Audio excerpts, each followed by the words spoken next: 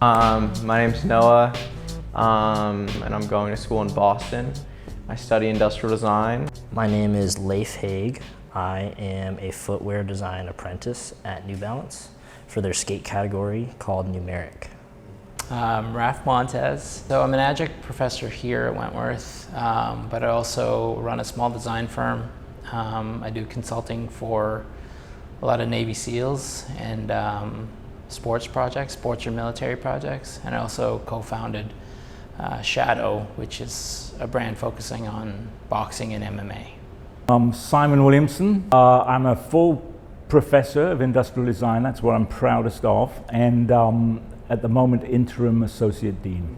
I worked for Frog Design as a ghost frog.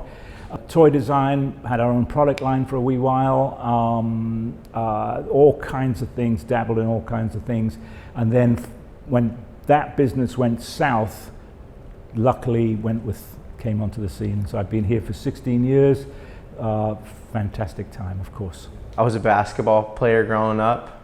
I drew sneakers in my notebooks, and in my 5th grade autobiography I wrote I was gonna either go to the NBA or be a sneaker designer.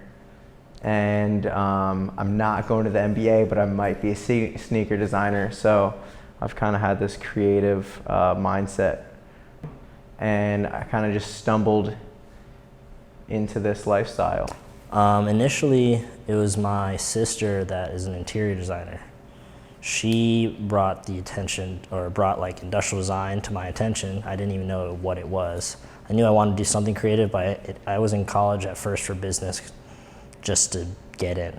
But I was always creative inside, always wanted to draw things. My dad has he's an entrepreneur and engineer by profession, I guess, inventor, but never had proper schooling, so he was always drawing and building and drawing and building. So that sort of like environment, I was surrounded by it my whole life. So that's why I knew something in design. Once I found out about it, that's what I wanted to do. I say I always grew up, I loved objects. I would always, find new toys or whatever it was growing up that I'd just, be obsessed with for some weird reason. And then I was always creative, so I loved art and doing all that in high school. But at the same time also loved doing like physics and the sciences. So originally I actually thought I'd be an engineer. So I went to school for electromechanical engineering. Every semester I kept doing well, but I was like, maybe this semester I'll find something that I'd like to do as a job. And then after 3 years I was just like, no, that's enough. So I switched over to design. But yeah, it's made all the difference. Like I only found out about it when I got to school. One of my roommates was in it and a few of my friends were in it, and it just seemed to be a lot more what I wanted to do. At 18, a long time ago, didn't know what I was going to do, came out of high school, didn't know what I was going to do, couldn't get into the school that I wanted because I fancied making things, couldn't get in, went to a 1-year technical program that dabbled in every single design discipline. So I went to ceramics, I did fashion design, I did painting and art and all that. We did 3D work, really. It wasn't called industrial design, but it was called 3D building or something like that, so which covered industrial design. After that year, I did get into that school that I wanted to get into and then started industrial design. Let's see, I would define industrial design as an industry that furthers human interaction through technology. I think that a large part of what we do is play with human habit and engagement. Our industry is kind of what production and what strategy of creation can we invent to like further that interaction. Industrial design would be problem solving at its core, and it's this sort of like thinking that can lead into physical products, can lead into like very systematic solutions for your future in society. What is the thing that attracts you in terms of like what makes the world go around? Products and money flow and buying products, making products. Somebody has to make something in order for them to just be, it's hard to explain now, I guess. It's like, it's funny. But yeah, I would say it's just like a way of thinking for problem solving. Design lives right in between art and engineering. Art being just purely expressive, purely about an emotional communication, and then engineering, to boiling it down to its purest form, is just about a function. So somewhere in between that is, where design should actually live. Engineering always asks how. How do we fix this problem? How do we solve this problem? How do we do this problem? And design really asks why. Why is this a problem? Why should we solve this problem? It's kind of simple, actually, in terms of industrial design. It's just that, it's that starting point, the kernel of the idea, taking it to a usable place for anybody that's interested in using a product. Make it, yes, you could go into the depth of it, makes life better for everything, but it's ultimately just a connection between an idea and getting it produced, oftentimes in many, many numbers.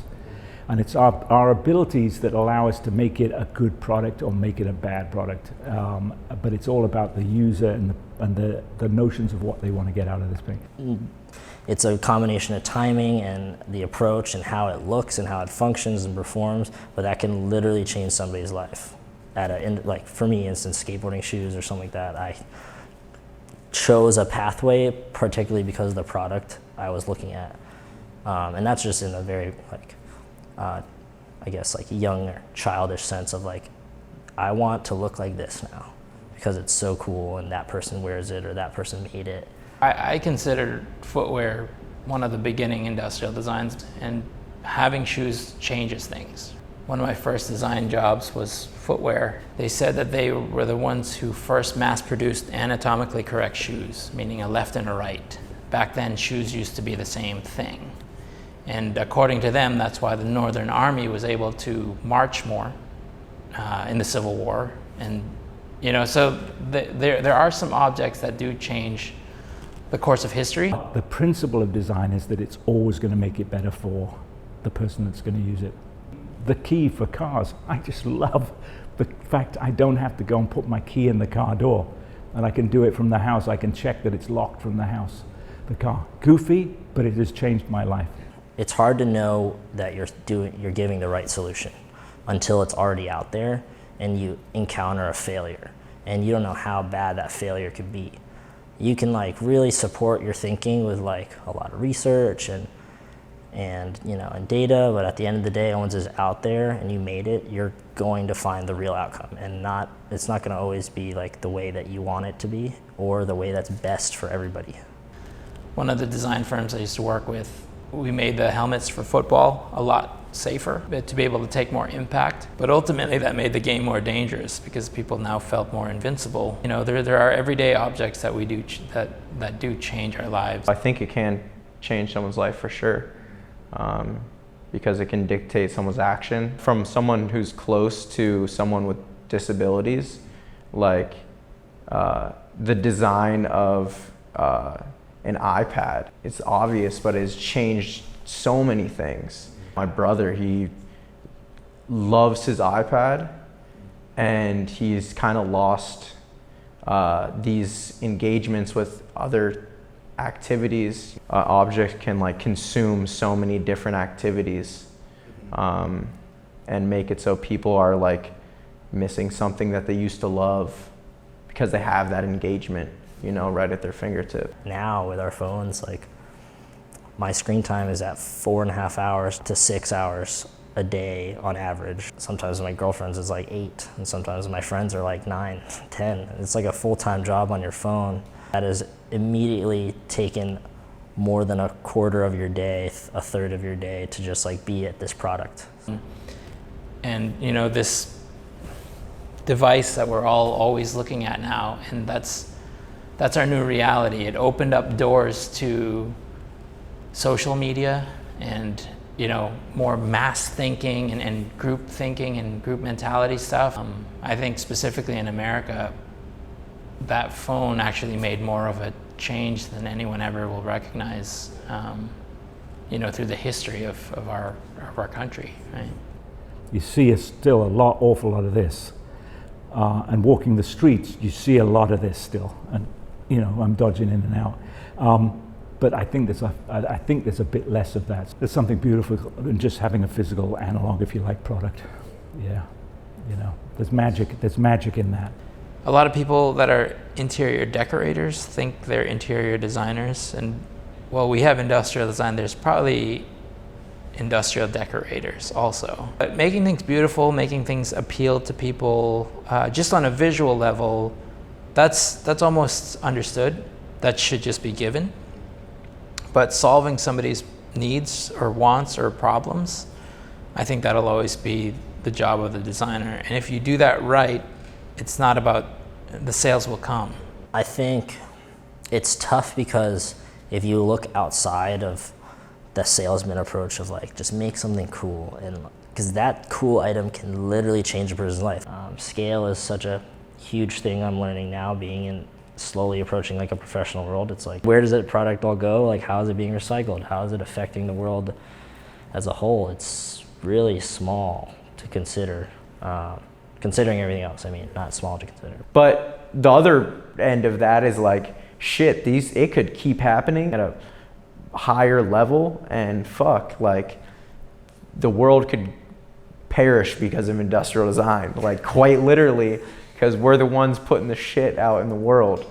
I personally see that there's going to be a huge need for industrial design, and constant need. We're just creating more problems as we're creating more solutions, like as time goes on, which is actually how the world works in general. But at the end of the day, it's like, I gotta eat, we need to get paid, and that's the sad part about it, is that you have to make a lot of shit to get paid.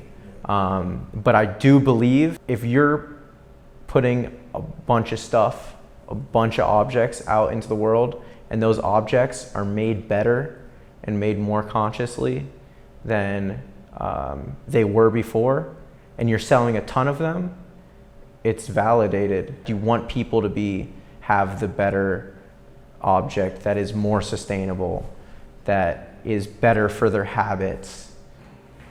I guess with time you can only really see how these traditional like methods of making and producing and at the scale at what they're doing, so how it affects the world.